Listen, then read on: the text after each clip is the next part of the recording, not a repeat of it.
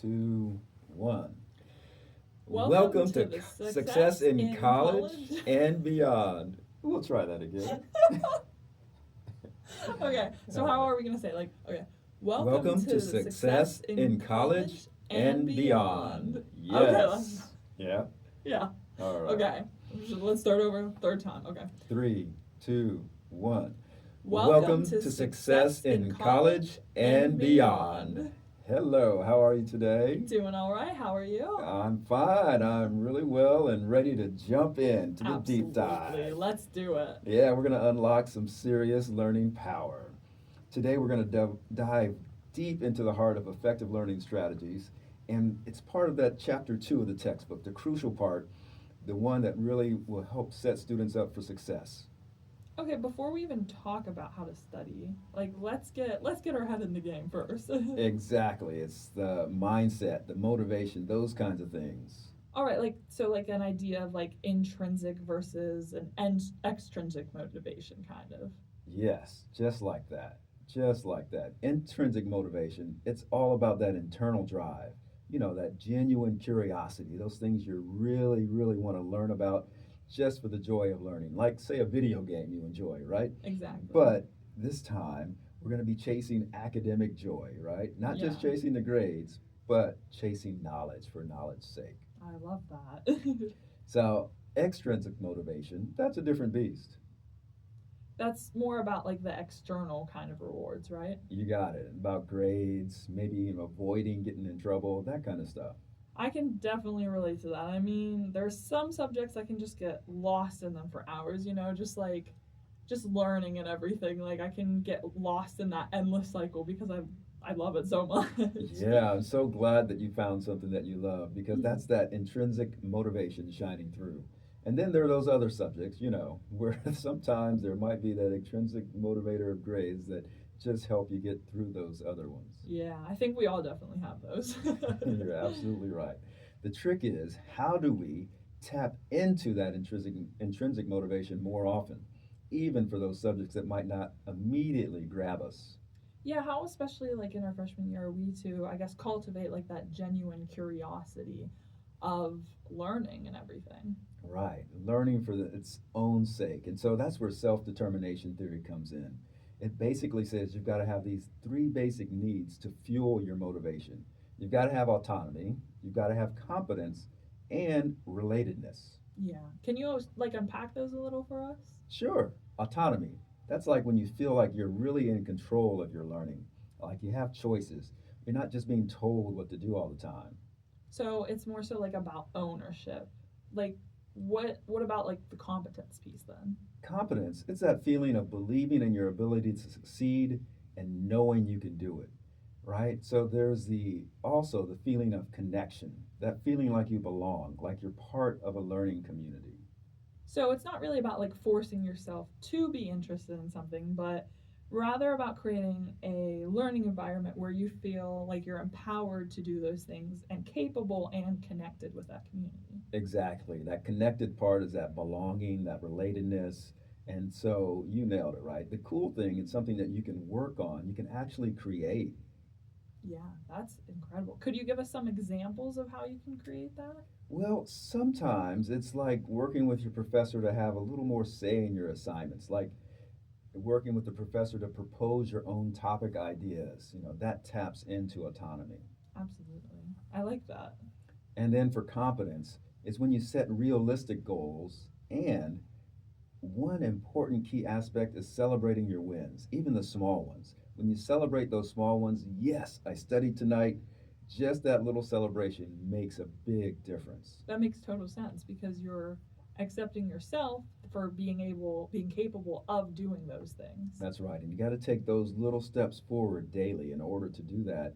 And when you celebrate that, you reward yourself in a way that makes you want to come back the next day and learn it. Absolutely. So it's like a recipe for like a positive learning experience essentially. I like that analogy. Yeah, it's like when you're in thinking about relatedness and belonging, it's making that effort to connect with classmates and professors, going to office hours, participating in study groups, that kind of thing. So it's a combination of all of that. Yeah, and then speaking of recipes, there's this thing called the uses and gratification theory.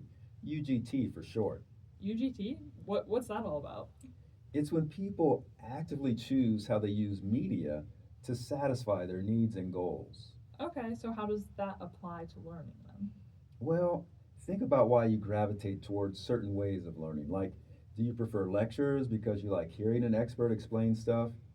Some people love that for sure. Or maybe you're more hands on. You need to really do something to really get it. Oh, I'm for sure a hands-on learner. Like, give me a project or an experiment any day. There you go. So that's self awareness, right? You have some valuable self awareness. And it's valuable because understanding your learning preferences, those styles, you can use those to make them work for you. And that can make a huge difference in how you effectively learn. So over time, it's not just about finding the right way to learn because there really is no right way to learn, but there's a right way for each individual. That's right, a right way for each individual, and it might also depend on the topic, right? You have to Mhm. learn different topics differently. Yeah. And then another key ingredient in this recipe for effective learning, we've got to talk about growth mindset. And that's where Carol Dweck works comes in. She's done amazing research on how our beliefs about intelligence can actually affect how we learn. Oh, okay. So growth mindset. I've heard that term thrown around, but I'm not totally sure what it is. Could you explain it some? Sure. Basically, people with a growth mindset, they believe that intelligence is not fixed, like you're just born with a certain amount. They believe intelligence can be developed through, hard work, effort, through learning. So it's not like I'm just not a math person. It's more like I can get better at math if I work at it. Correct? Exactly, exactly, exactly. You have to put in the work, do the practice problems. It's that shift in perspective to thinking that you can do the work to learn. And it's powerful because when you believe that you can improve, you're much more likely to put in the effort. You're much more likely to stick with it when it gets tough. And ultimately, that helps you reach your goals. I love that. It's like giving yourself permission to be a work in progress rather than judging yourself. You're feeling free to do it. And so, like, that's crucial in college, right? Because you're constantly being challenged with new material. So, you want to praise yourself and be like, okay, well, I can do this and show yourself, prove to yourself rather than other people that you can. Exactly, exactly, exactly. And it's part of learning how to be good at being bad at something. Whenever we're Absolutely. learning something new, like a baby learning to walk, you're going to fall down. You have to be good, okay with being bad at it. Self compassion. Yes, Hmm. self compassion really comes in there. Absolutely. And growth mindset recognizes that you are where you are and you can work to get where you want to be. So that's why growth mindset is so important for academic success. Absolutely. It helps you see those challenges not as threats, but as opportunities to grow. You got it. But of course, there are those times when, we all hit those walls, those moments where we feel like I'm just not getting this. Like we've all been there, done that. So, You got that right. And that's where resilience comes in. Remember that GRIT acronym we talked about before? Growth, resilience, instinct, and tenacity. yes, I love that one. Acronyms are my jam. They're great little memory hooks for sure too. And resilience, that's all about like bouncing back from setbacks, not letting those tough moments define you and like using them as fuel to actually propel you forward. Exactly. Propel you forward with the mantra in your mind obstacles make me stronger. Our research makes a big point of learning how setbacks are a natural part of learning. It's all about how we respond to those setbacks. That's what really matters. It's not about avoiding failure. It's about learning from it and growing from it. Absolutely. That's pretty empowering. And I feel like there's a lot of opportunities to learn and grow from failure in college, academically, socially, whatever the situation may be. So many opportunities. Absolutely. And it's good to put yourself out there, right? Of course, yes. Yeah. And when you feel empowered to do those things, there's this other concept tied to growth mindset and resilience, and that's called self efficacy. Okay, so I've heard that term before, but I'm not quite sure I could define it. Well, self efficacy is basically the belief in your own ability, the belief in your own ability to succeed, especially in certain situations. It's not just confidence, it's that deeper belief in our capabilities to overcome those challenges that we're going to be faced with. So, for example, it's like when you're up in front of your class, about to give a presentation, and you have that feeling of, I got this, I can do it. Yes, and you might not have that initially, but that's where the practice comes in, right? Yeah. That's where self-efficacy research shows it's a huge predictor of success. People who work hard and people who put in the time and the effort, that works not only in academics, but in all areas of life. So how do we build the self-efficacy then into our lives? Good way to ask that question. That's a good question, right? One thing is we got to have realistic goals and we got to chunk them down, break down the big task into smaller ones that we can take, bite sized pieces, so to speak, right? Mhm. That way you experience success along the way, you celebrate, right? Oh, I did that homework problem. And then that helps boost your self efficacy. So the small wins help to build the big overarching goal per se. You got it. You got it. Helps build the fire. helps build the fire. You got to Yes. start with the little sticks, and then you can put in the bigger ones, right? Absolutely. Yeah. And one way to think about that is not just looking at your own self and how you perceived how you did, but trying to get feedback from others, feedback from professors, from classmates, from mentors. Use that feedback to learn and grow. And sometimes feedback can be rough, right? Mhm. But it's super valuable to have that complete understanding of yourself. Absolutely. And again, you've got to remember to celebrate your wins, acknowledge your progress, and give yourself credit for the work that you've put in. Absolutely. I feel like sometimes we can be so hard on ourselves. Like it's easy to get caught up in like that daily grind and forget to appreciate how far we've come and what all we've accomplished along the way. Yeah, taking a little bit of time each day or at the longest each week to celebrate and be grateful for where you are right now. Be grateful for the challenges because they're going to make you stronger. You know, people used to say it builds character. Well, it's true. Uh, and if you can be grateful for all those little things, like you were just saying, then you can recognize how far you've come and how far you know that you will go. Absolutely. Celebrating those wins, even the small ones, keeps you motivated and helps keep that self confidence and that belief that you can continue to do well. Of course. And even just having gratitude, as you had mentioned, for the small things, that can go such a long way in your life. Just even being grateful for the bad experiences you have because they shape you into who you are as a person. So I think that's really important you mentioned that. But we've talked now about motivation, mindset, self efficacy. Sounds like we're building up to something here. Yes, we are. Now we're getting to the heart of it, the actual strategies and techniques to unlock your learning potential. Okay, let's get tactical. Hit us with those strategies. Well, one framework is called the CORE. That's an acronym, the CORE Learning System. It's simple but powerful. It breaks down the learning process into 4 steps.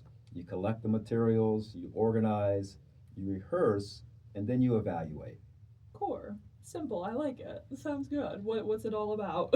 Yeah, so collecting, right? That's gathering all the information, that's reading the lectures, watching any videos. You know, you can watch some backup videos on YouTube or something. Doing the research. It's actually like seeking out all that information, all that knowledge. Yeah, so it's not just passively absorbing. You're like out there instead hunting for it. Exactly, you got it. And then once you have all that information, you organize how you can make sense of what you've collected. And so that might be you make some diagrams, you make some outlines. I had a friend in college who was great with flashcards. I'd never even heard of it, I don't think, when I got to college. But he made those things and it really helped him, and his cards helped me. You can also use mind maps. You find a method that works for you, one that speaks to your brain. Absolutely. And then rehearse. You have to rehearse. You have to practice to solidify what you've learned. So when you can summarize things in your own words, and really when you can explain it to someone else, that's really wonderful. And you can also just do practice problems on your own. And I usually recommend doing a few more than the professors assign to Mhm. make sure you're ready for those curveballs they're going to throw you on the test. Yeah, for sure. And that's where study groups come in handy. I can't tell you the amount of times I've been in study groups with people, and it was just nice to bounce ideas back and forth because everyone can offer a different perspective. Exactly. Spending that time to bounce back those ideas, like you said, back and forth, gives you a different perspective because everybody has a little different way to look at it and a different way to express it. And so when you are interacting with them, you can see it differently, and that helps build up all of your information. Absolutely. Yeah. And then the last part of it was evaluate. Mhm. So this is where you assess your learning. So I like to say test yourself.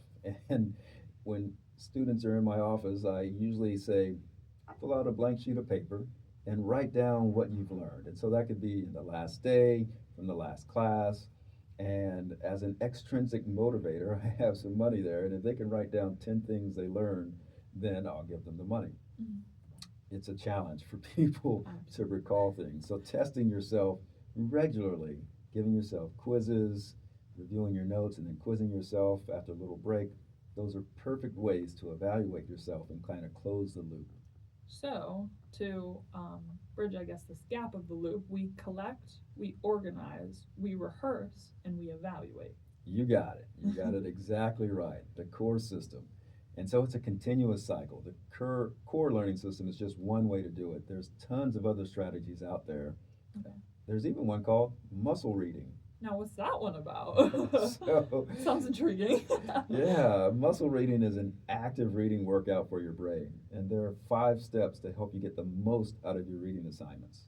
Okay, break it down some. How do we flex those mental muscles? All right. First, we preview it, right? We skim it. We look at the subheadings. We look at the visuals.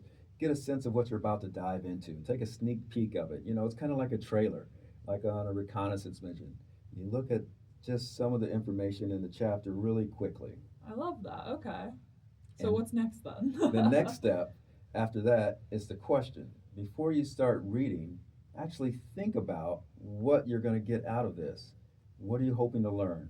Actually formulate some questions in your own mind about this material. So you're not just going in there and passively reading. You're actually going in with a purpose. You're actively seeking those answers then. You got it. Exactly right. And the next step, the read step, is not just about skimming, right? Some people highlight maybe a little too much, but it's useful to highlight, make some notes, summarize sections, talk back to the book. And then after reading, you recite. You summarize what you've learned in your own words without looking back. It's almost like that test step before, right? Yeah. Put it in your own words. Oh my. Now that would be a hard test.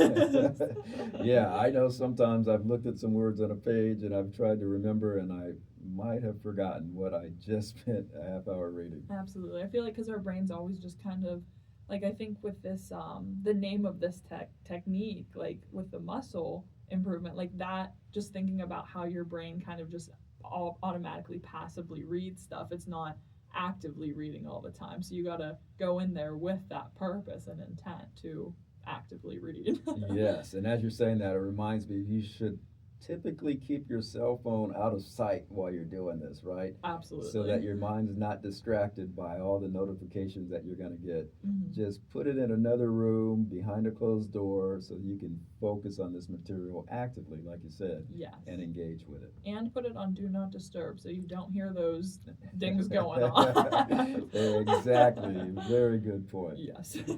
And then the final step, review. You go back over the material regularly. Like, you can't just look at it one day and expect to remember it for the test 4 weeks later. You have to reread the material, you have to go over your notes, you have to do practice problems, and the best way to do it is to do it on an interval kind of a basis. So the next day before class, look over your notes from the previous day, and then you're ready for that new material. And then maybe a couple of days later, you find out the period of time that's best for you. Then you go back, review, and test yourself again. Because if you space out those sessions, it really helps to solidify the knowledge. Yeah, absolutely. I'm starting to see how all these pieces like are fitting together of muscle reading. Yes, you got it. You got mindset, you got strategies, you got techniques. We're trying to give you a whole system for learning. And so that's what's so cool about this. It's not just one magic trick. It's a combination of things working together. It's a whole system. So we've got motivation, mindset, self-efficacy, key learning strategies. What else should we be thinking about? Well, the magic note taking, right? But that's a whole world in itself. Oh, yeah, note taking. That's a skill. I've tried so many different methods over the years and still trying to find, that perfect one. So Yeah, and that's the key, right? Finding what works for you. Outlining, mind mapping, the Cornell method. there's so many options. So many, but experimentation is key. Some people love the visual aspect of mind mapping, seeing how ideas connect. I'm a visual person, so mind maps definitely appeal to me. What about the other methods, though, that we could explore? Well, the Cornell method is popular, right? It divides your notes into sections. So you have a dedicated space for key terms, a space for questions about the material, Mm. and then a space for summaries. Okay, I've heard of that one. I might have to give it a try then. Yeah, and remember, there's no right or wrong way. Some people love to use colors, some people like to make diagrams or doodles. Whatever helps you make sense of the information, make those notes your own. Exactly. They're for you, so make sure that they work specifically for you. Exactly right. So, now what about study groups? Are those helpful? Yeah, study groups can be amazing. It's a chance to collaborate, share ideas, learn from each other. I think, like you said, yeah, I think two heads are better than one for that. That's right. And again, when you explain that information to someone else, it really helps you solidify your own understanding. Absolutely. Study groups also create that sense of community. And community is so helpful in college. It's partly support system, partly friend system. That kind of connection and community is so important in college. Absolutely. And it makes you think about things in a new way. It actually gives you that sense of community as well as those new perspectives in life. So you're going into classes and you're learning the material, and then you're coming out learning new things from your colleagues who have maybe different opinions. So it's great to share all those ideas. Right, because someone may be more excited about that particular day's topic than you were, and so you can build off of their enthusiasm and learn from them a new way. Absolutely. Yeah. So, Keeps you accountable too, for sure. yes, because if you've got a set up time to go and meet with somebody, then you're probably going to be more prepared than if you didn't have that set up time. Yeah, definitely. And that accountability system really works for me, even just for things like going to the gym. If I know I'm supposed to meet somebody at the gym, well, I'm more likely to go. But when it's a snowy, rainy, cold day outside and I don't have a partner to go to the gym with, it's a little harder to have that intrinsic motivation. So sometimes, again, that combination of intrinsic and extrinsic motivation really helps. Absolutely. So, before we wrap up this part of our deep dive, I want to emphasize effective learning is an ongoing journey. I'm still learning some new strategies myself. So, it's not a destination. We're always learning and we're always evolving. There is one way a person likes to describe it is that we are always going to be changing. And because we're always changing and evolving, we have to continually adapt ourselves, right? And Absolutely. college is the perfect time to embrace that kind of mindset because we're never exonerated. We always have to keep learning and growing. Exactly. You're surrounded by new ideas all the time, new perspectives from everyone around you. So I advise, like, don't be afraid to be challenged and to make Mm-hmm. mistakes. Like, that's Mm-hmm. part of the process. It's okay, like, you're feeling energized, like, and you're ready for the, like, next stage of this journey then. You got it. And we've only just scratched the surface. In the next part, we'll get even more specific. We'll be talking about time management, test taking tips, and how to really hone in on your unique learning style. I can't wait. This is the ultimate guide to college success. Hey, we'll see you in part 2.